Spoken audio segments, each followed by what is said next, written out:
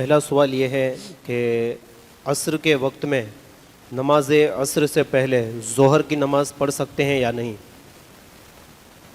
عصر کے وقت میں عصر کی نماز پڑھنے سے پہلے ظہر کی نماز جو ہماری قضا ہو گئی ہے وہ نماز پڑھ سکتے ہیں، اس کے اندر کوئی حرج نہیں ہے۔ جی، اسی طرح نماز عصر کی جماعت چھوٹ گئی، اب عصر سے پہلے ظہر پڑھ سکتے ہیں یا نہیں ہے؟ جی ہاں، اس صورت میں بھی اگر عصر کی جماعت چھوٹ گئی ہے تو پہلے ظہر پڑھ لی جائے اور اس کے بعد عصر پڑھیں تو اس میں کوئی حرج نہیں ہے، نماز ادا ہو جائے گی۔ جی، اور مکروہ وقت میں عصر سے پہلے ظہر پڑھ سکتے ہیں یا نہیں؟ مکروہ وقت دن میں کل 3 ہوتے ہیں، ایک صبح سورج نکلنے سے لے کر کے تقریباً 20 منٹ تک، دوپہر میں جس کو ہم زوال کا وقت کہتے ہیں، اور شام کے وقت جب سورج ڈوبنے کے اندر تقریباً 20 منٹ رہ گئے ہوں، یعنی سورج جو ہے وہ زردی مائل ہو گیا ہو اور اس کے اوپر ہم نگاہ جما کر کے دیکھ سکتے ہوں، تو وہ وقت جو ہے مکروہ ہوتا ہے۔ اور جب مکروہ وقت شروع ہو جائے تو اس میں اس دن کی عصر کی نماز پڑھ سکتے ہیں۔ جی، اس دن کی عصر کی نماز اگر ہم نے نہیں پڑھی ہے ابھی تک تو وہ صرف عصر کی 4 رکعت فرض ہم پڑھ سکتے ہیں، وہ نماز ادا ہوگی، قضا نہیں ہوگی۔ البتہ اس وقت میں اگلی کوئی بھی قضا نماز یا نفل نماز یا واجب یا منت یا کسی بھی طرح کی اور نمازیں اس وقت میں نہیں پڑھی جا سکتی ہے، لہٰذا ظہر کی بھی قضا اس وقت میں نہیں پڑھیں گے، اس وقت کے نکلنے کے بعد، مغرب کے وقت کے داخل ہونے کے بعد، مغرب کی نماز کے بعد پڑھ سکتے ہیں۔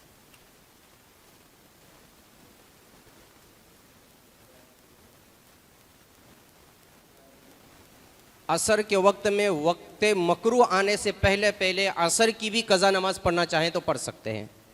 جی، عصر کے وقت میں مکروہ وقت آنے سے پہلے اگلے دنوں کی جو عصر کی قضا ہو گئی ہے وہ قضائے عمری پڑھ سکتے ہیں، اس میں کوئی حرج نہیں ہے، لیکن وقت مکروہ آ جانے کے بعد صرف اسی دن کی عصر پڑھی جائے گی، اگلے دنوں کی عصر نہیں پڑھی جا سکتی۔ سبحان اللہ۔ ایک سوال ہے کہ نماز تراویح میں یعنی عشاء کی نماز میں لیٹ پہنچے اور تراویح شروع ہو گئی، تو اب تراویح شروع ہونے کے بعد جو بندہ مسجد میں آئے تو پہلے وہ فرض پڑھے یا پھر تراویح میں شامل ہو جائے؟ بعض حضرات یہ غلطی کر جاتے ہیں کہ عشاء کی نماز میں وہ تاخیر سے آتے ہیں اور تراویح شروع ہو چکی ہوتی ہے، امام صاحبان جو ہے وہ تراویح کی نماز شروع کر دیے ہوتے ہیں، تو اب وہ جو ہے اسی جماعت کے اندر شامل ہو جاتے ہیں، عشاء کی نماز نہیں پڑھتے ہیں، اور پھر آخر میں جب تراویح ختم ہو جاتی ہے تب عشاء کی نماز پڑھتے ہیں۔ تو یاد رہے تراویح کا وقت عشاء کے فرض کے بعد شروع ہوتا ہے، جب تک ہم عشاء کے فرض نہیں پڑھیں گے تراویح کا وقت ہی شروع نہیں ہوگا۔ لہٰذا اگر ہم تاخیر سے مسجد میں پہنچتے ہیں تو چاہے کتنی بھی تراویح کی رکعتیں گزر گئی ہوں، ہم سب سے پہلے عشاء کے 4 رکعت فرض جو ہیں وہ پڑھیں گے، اس کے بعد جو ہے فوراً تراویح کی نماز میں ہم شامل ہو جائیں گے، سنتیں وغیرہ جو ہیں نوافل وغیرہ ہیں ان کو چھوڑ دیں گے، اور آخر میں جو ہے ان سنتوں کو اور نوافل کو پڑھیں گے اور اس کے بعد وطر پڑھیں گے۔ ہاں، اگر وطر پہلے پڑھ لیے اور بقیہ نمازوں کو بعد میں پڑھیں گے تب بھی کوئی حرج نہیں ہے۔ وطر کو آگے پیچھے کر سکتے ہیں، عشاء کے فرضوں کو ہم آگے پیچھے نہیں کر سکتے ہیں۔ جی، ماشاء اللہ۔ ایک سوال اور ہے کہ جو بندہ جو امام ہے وہ عشاء کی نماز پڑھا ہے، فرض وہ امام پڑھا رہا ہے، تو وطر دوسرا کوئی پڑھا سکتا ہے یا نہیں؟ مفتاب قول کے مطابق جو ہے جس امام نے فرض پڑھائے وہی وطر پڑھائے، یہی زیادہ بہتر ہے۔ جی، ایک سوال ہے کہ درود شریف جیسے مطلب اپنے تراویح کے بعد 4 رکعت کے بعد جو پڑھا جاتا ہے صلی اللہ علیہ یا رسول اللہ، اب اس میں ایک ہی مرتبہ لفظ یا کا استعمال ہوا ہے، تو بہت سے لوگ اس طرح پڑھتے ہیں کہ صلی اللہ علیہ یا رسول اللہ، تو اس طرح مطلب وہ پورا ایک درود شریف ہے، صلی اللہ تعالی علیہ کا یا رسول اللہ، یہ ایک ہی مرتبہ یا ہے، دو مرتبہ یا نہیں ہے، لہٰذا جو ہے وہ ایک ہی مرتبہ یا پڑھا جائے۔ جی، ایک سوال زکوٰۃ کے حوالے سے ہیں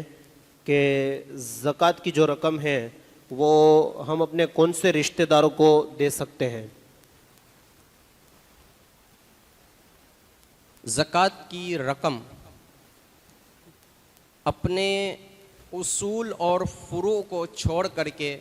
باقی رشتہ داروں کو دے سکتے ہیں۔ اصول کیا ہوتے ہیں یہ سمجھ لیں۔ اپنے ماں باپ، دادا دادی، نانا نانی، پردادا پردادی، پڑنانا پڑنانی، یہ جو رشتہ اوپر تک چلا جاتا ہے، خونی رشتہ ہمارا، یہ اصول کہلاتے ہیں۔ اصول کا مطلب ہوتا ہے وہ جو جڑیں ہوں، یعنی جس سے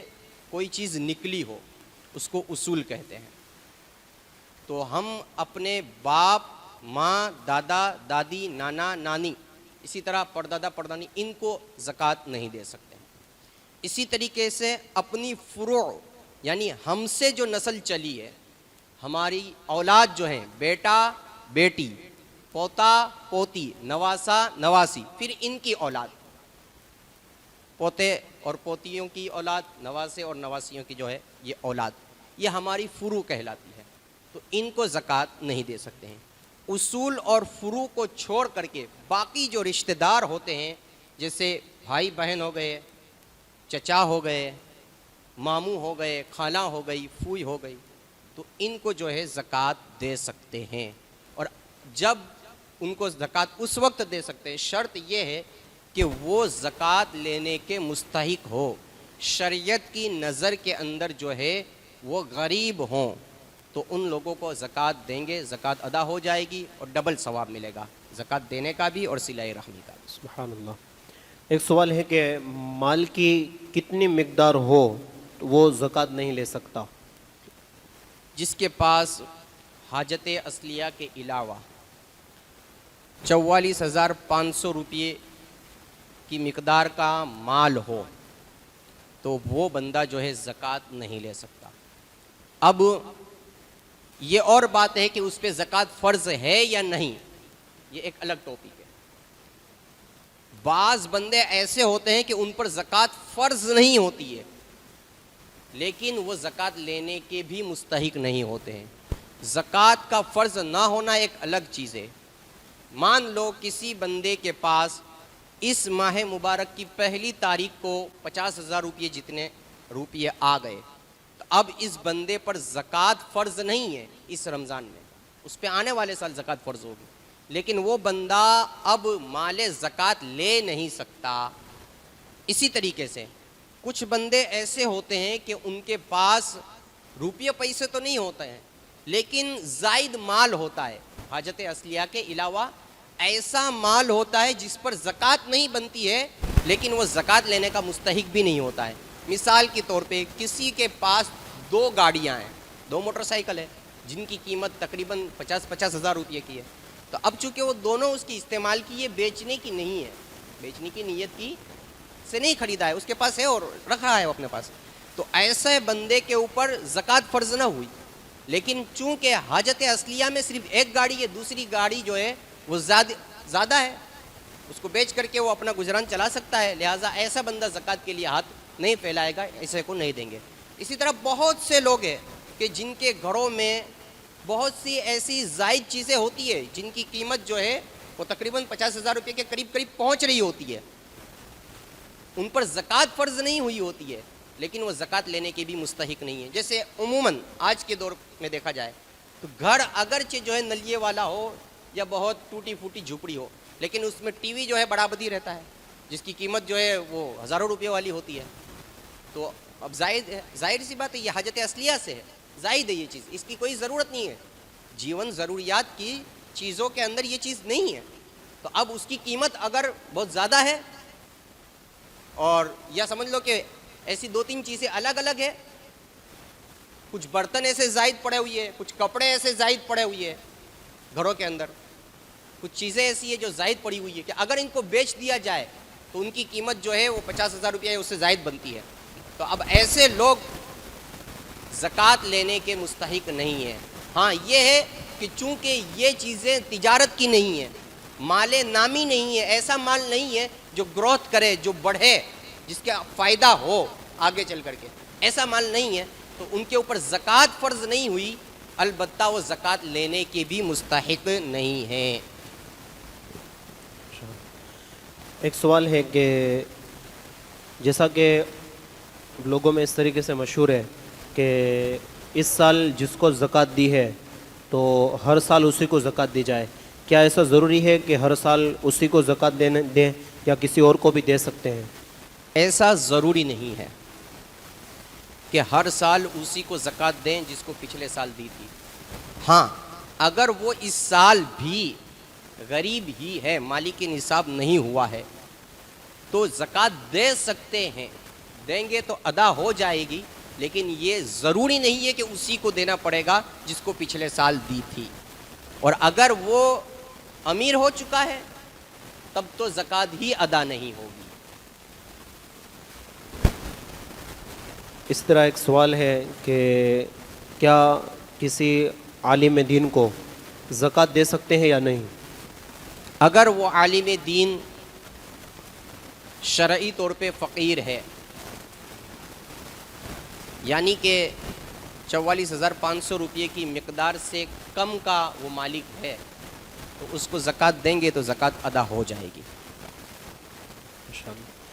اب اسی طریقے سے ایک سوال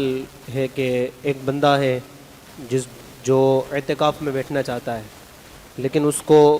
کتے نے کاٹ لیا ہے، اور جو انجیکشن تھے تو اس کو مطلب 3 تھے تو اس میں سے 2 لگا دیے گئے، 1 باقی ہے. تو اب وہ اعتکاف میں بیٹھے گا تو اس کو یہ 23ویں یا 24ویں روزے وہ انجیکشن لگانا ہے، تو اب وہ اعتکاف سے نکل سکتا ہے انجیکشن لگوانے کے لیے یا نہیں؟ سنت اعتکاف جو رمضان المبارک کے آخری عشرے میں کیا جاتا ہے، اس اعتکاف کے اندر جو ہے ایسا بندہ نہیں نکل سکتا ہے. ہاں اس بندے کے لیے یہ آپشن ہے کہ وہ کسی ماہر ڈاکٹر سے رابطہ کر کے اس انجیکشن کو جو ہے پہلے سے ہی حاصل کر لے، اور جس دن اس کی ڈیٹ آ جائے، تاریخ آ جائے، وقت آ جائے، تو وہ مسلمان ڈاکٹر کو جو ہے مسجد میں بلا کر کے وہ انجیکشن لگوا لے. تو اس طریقے سے جو ہے اعتکاف توڑنے کی بھی نوبت نہیں آئے گی، باہر نکلنے کی بھی نوبت نہیں آئے گی، اور انجیکشن بھی لگ جائے گا. اور جہاں تک میرا خیال ہے کہ اگر کسی ماہر ڈاکٹر سے جس کے رابطے دوسروں سے ہوں، گورنمنٹ ہاسپٹل تک جس کی پہنچ ہو، وہ اگر یہ اپنی فرمائش رکھے گا، اپنی ریکویسٹ رکھے گا، تو اس کو وہ انجیکشن دے دیا جائے گا. اور دوسری صورت یہ ہے کہ وہ بندہ جو ہے نفل اعتکاف کر کے ان 10 دنوں کے اندر بیٹھ جائے، تو نفل اعتکاف کے اندر اگر ضرورت کے وقت وہ جائے گا تو اس سے جو ہے اس کا اعتکاف نہیں ٹوٹے گا، آ کر کے واپس اعتکاف کی نیت سے وہ بیٹھ سکتا ہے. البتہ سنت اعتکاف کے اندر جو ہے اس طرح کی ضرورت کے لیے مسجد سے باہر نہیں جا سکتا ہے، جو ضرورت مسجد میں پوری ہو سکتی ہے. سبحان اللہ.